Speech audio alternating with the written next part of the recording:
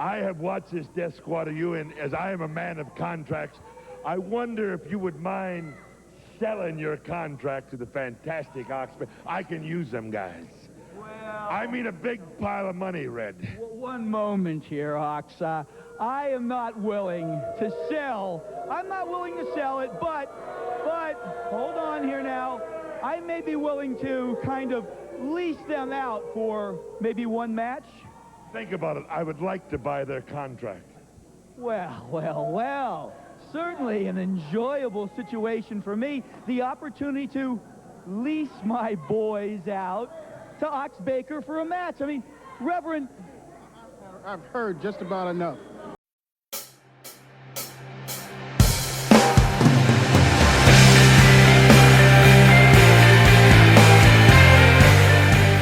Hey guys, it's your boy Wolf again. Here, I just wanted to keep this intro short and sweet so we can get right to the conclusion of my interview with Dr. Red Roberts. Great feedback so far. I'm very appreciative. Definitely my most watched video ever. Within 24 hours, it was over 1,000 views. So again, thank you guys. I just want to do a little bit of house cleaning since I put this in the description of the last video, but I wanted you guys to hear it as well.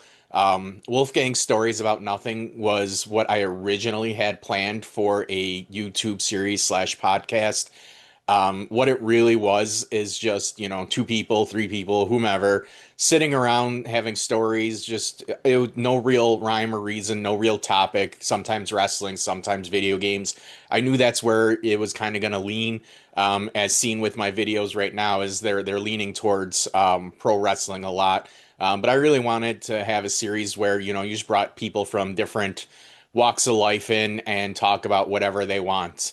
But that's why I chose that over the Journeys logo that I've been using lately. I feel like the Journeys type videos are for introspection, updates on myself, my own life journey, my physical progress, or my opinions on mainstream wrestling. So for those types of videos, I'm going to use the Journeys, the Road to the Dream video titles. Whereas for interviews and things like that, I'm going to use the Stories About Nothing. So just so there's no confusion about that, I just wanted to give that an actual time on my video regarding that. On Monday, I plan on doing a video that's directed to the WWE Vault. They've been doing amazing things. As I'm recording this, they're going to post the Omni show with Piper Buzz Sawyer in a chain match that I'm extremely looking forward to. That's much later today. Thankfully, I'll be close to done with work, and I'm working from home today, so I can throw that up on the TV while finishing up my last hour of work. I just wanted to say, and what I'm going to do in that video is I'm just going to give a bunch of requests of things that I think they have or should have and should post more on their YouTube page. They have endless amounts, they can post multiple times a day, multiple different promotions, organizations, time periods. And so this is more or less just my request and why I want to see these things. Hopefully I will have a second interview coming soon. I've been talking with this person off and on for a couple days now. I will say they are not involved in professional wrestling. However, they are a future Hall of Famer in another sport. They're a huge wrestling fan. They also love video games. And so hopefully this pans out. I'm able to get them on and we can talk about all those types of things. Where we left off on Monday, we were talking about the golden age of wrestling, guys like Bruno Sammartino, The Destroyer, Ilio DiPaolo, Buddy Rogers, Lou Thesz. So we're going to transition and finish up with the interview with Dr. Red Roberts.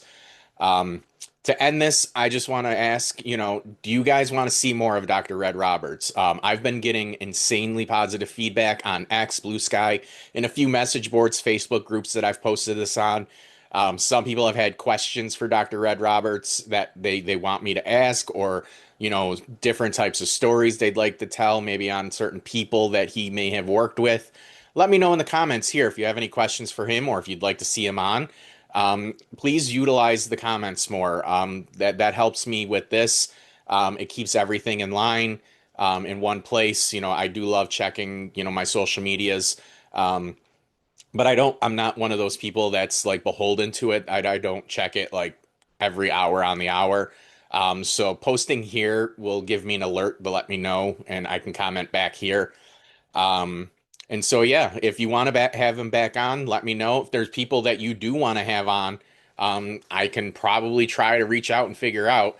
Right now, I don't I don't know how these other podcasters do these things, so I don't really know what the protocol or if there's a certain decorum that you do to get people on.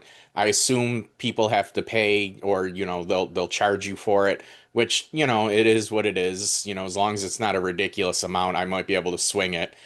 So keep that in mind.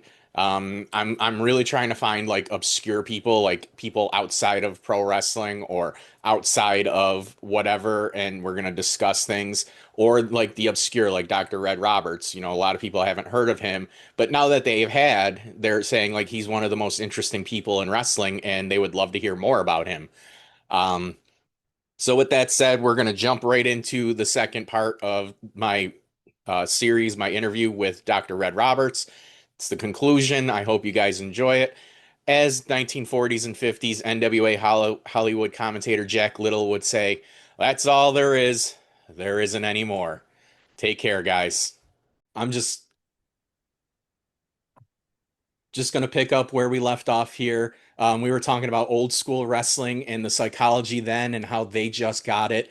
Um, I just wanted to bring up, and we can end with this.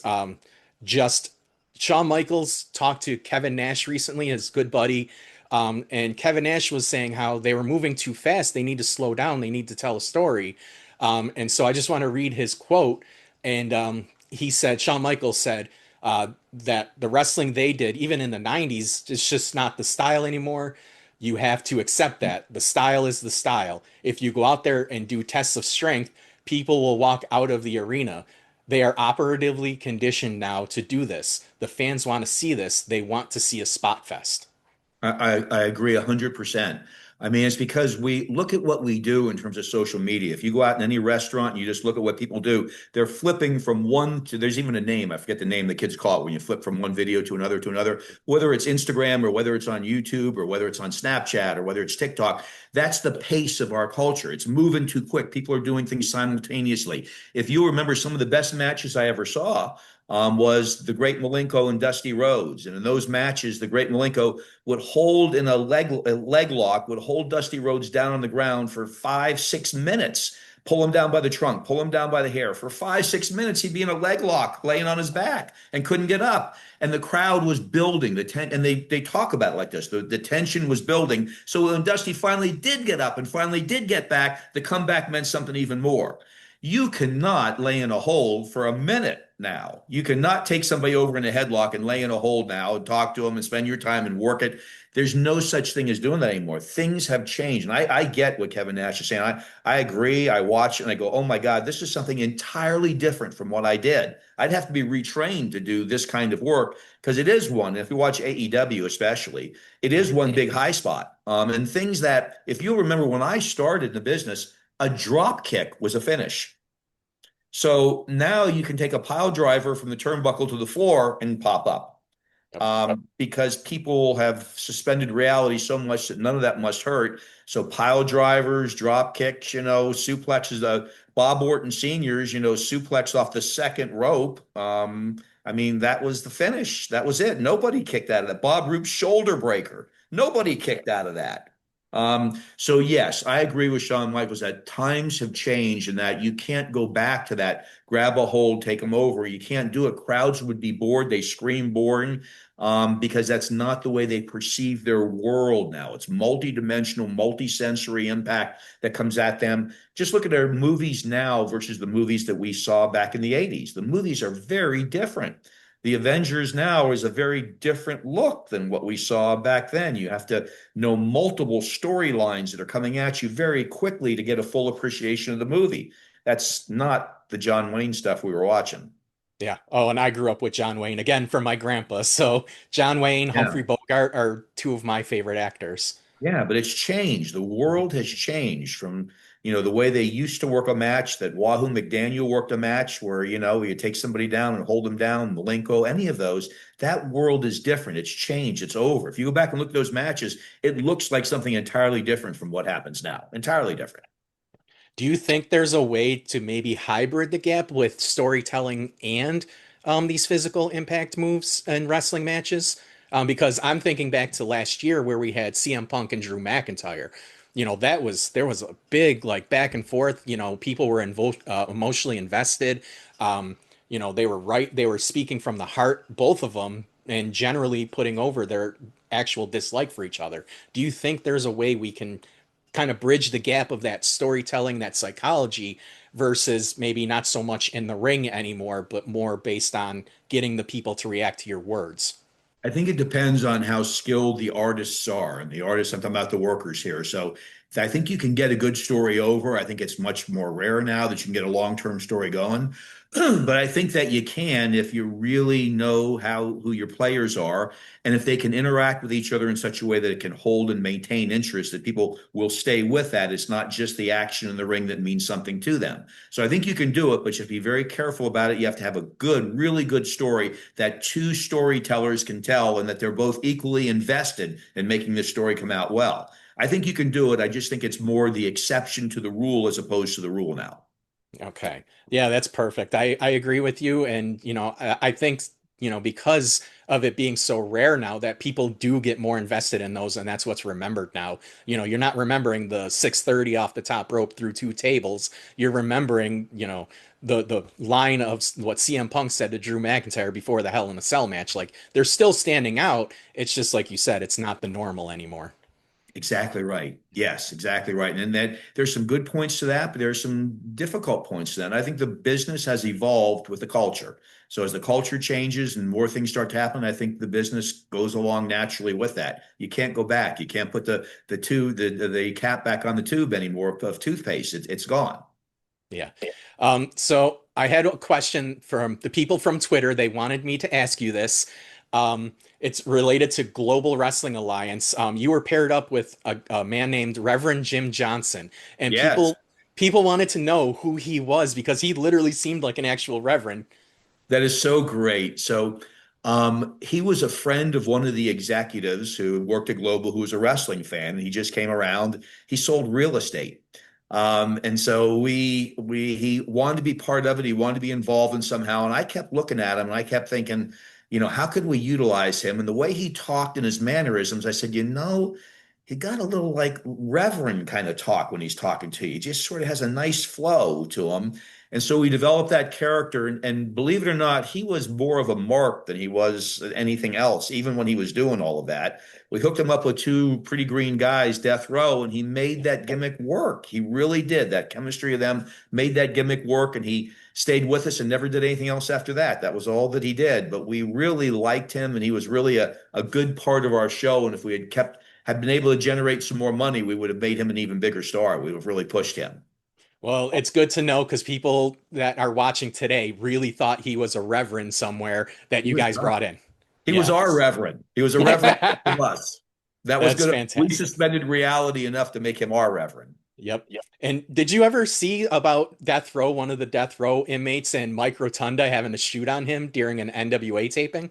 I did. They didn't like it all. I mean, those Yeah. were two legitimately bad guys. Those were tough guys. I mean, really Yeah. sweethearts, and they're both deceased now.